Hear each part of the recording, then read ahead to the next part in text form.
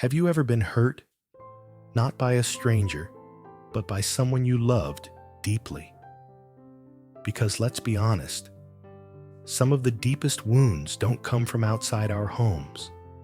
They come from within. It's not the random insults of the world that cut the deepest.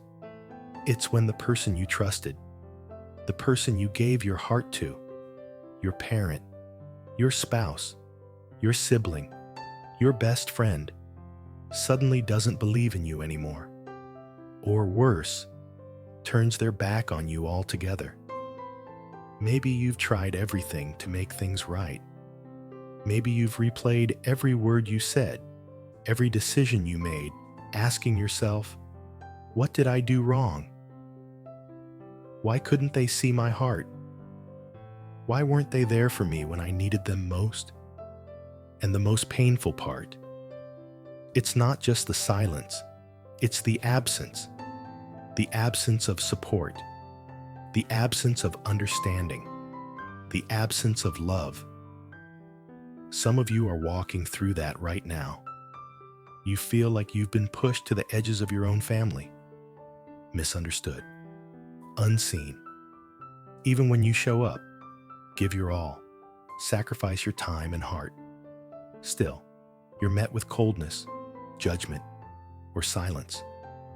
And maybe today, you're not just carrying the weight of rejection.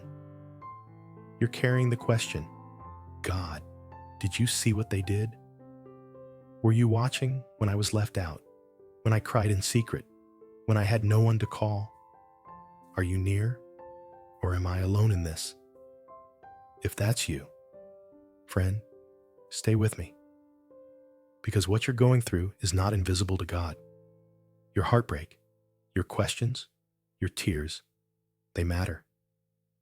And in this video, we're going to talk about the truth that so many forget when the closest people let us down. God never walks away, even when others do. Even when your circle shrinks, even when the voices that once affirmed you go silent, His voice speaks louder in the quiet. His love is not based on approval or performance. And you may be surprised to discover that this very pain might be the place where God begins something new in you. Let me remind you of something powerful. God is not distant from your family pain.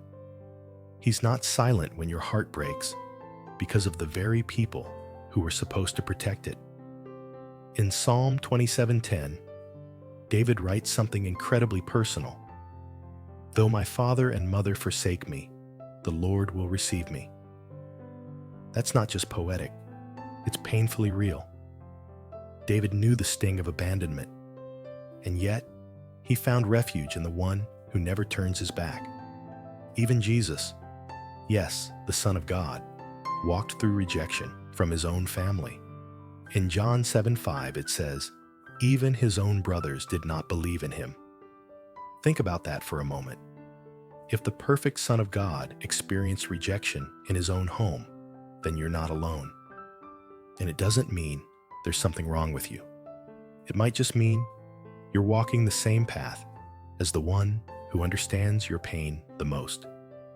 Let's look at Joseph, sold by his brothers, betrayed not by enemies, but by blood, thrown into a pit, forgotten in a prison.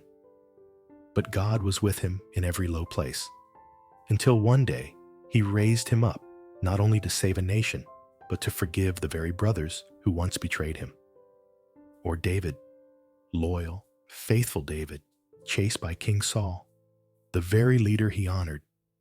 Instead of retaliating, David chose to trust God's justice, and that trust became the foundation of his destiny. And then there's Jesus again, in Gethsemane, the night of his deepest need.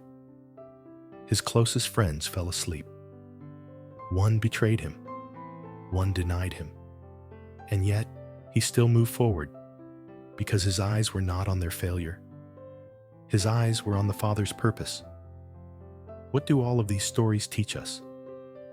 Sometimes, God allows the ones closest to us to step away, not because He's punishing us, but because He's pulling us closer to Himself. He wants you to know that His love doesn't shift based on someone else's opinion of you. He doesn't love you because you're always right, or always strong, or always put together.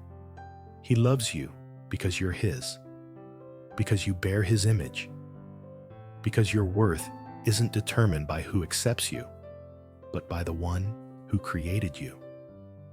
So, if you've been wounded by words that never should have been said, if you've been ignored by people who once claimed they'd stand by you forever, if your own family no longer recognizes the heart you carry, God does.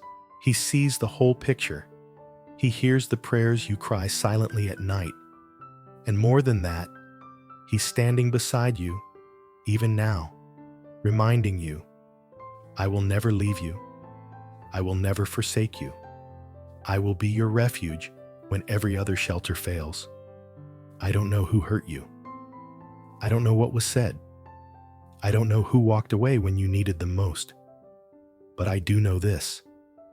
There is one who has never turned his back on you. Not for a second. Not for a breath.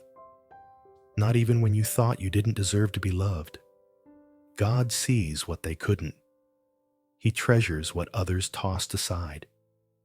And He knows the truth about your heart, about the fight it took just to stay kind, to stay hopeful, to stay soft when the world told you to grow cold.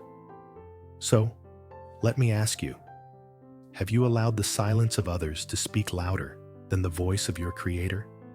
Because here's the truth. God's voice still calls you beloved. Even when the world calls you unworthy. Even when the people closest to you reject you, misjudge you, or stop choosing you. He never will.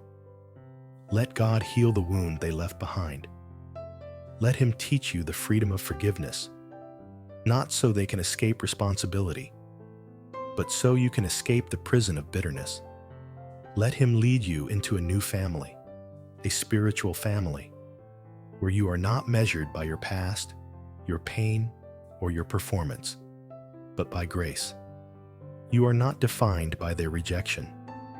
You are not defined by the closed doors, the unanswered texts, or the relationships that fell apart. You are defined by the God who handcrafted your soul, who knows your name, who carries your tears in His bottle, and who calls you chosen, redeemed, deeply loved. So lift your head, not because people applaud you, but because God has already approved you. Their rejection may have wounded you, but it didn't rewrite your identity. Your worth isn't up for debate. It was settled at the cross. And friend, you're not forgotten. You're not alone. You're not broken beyond repair. You are held. You are seen. You are treasured by the one who matters most.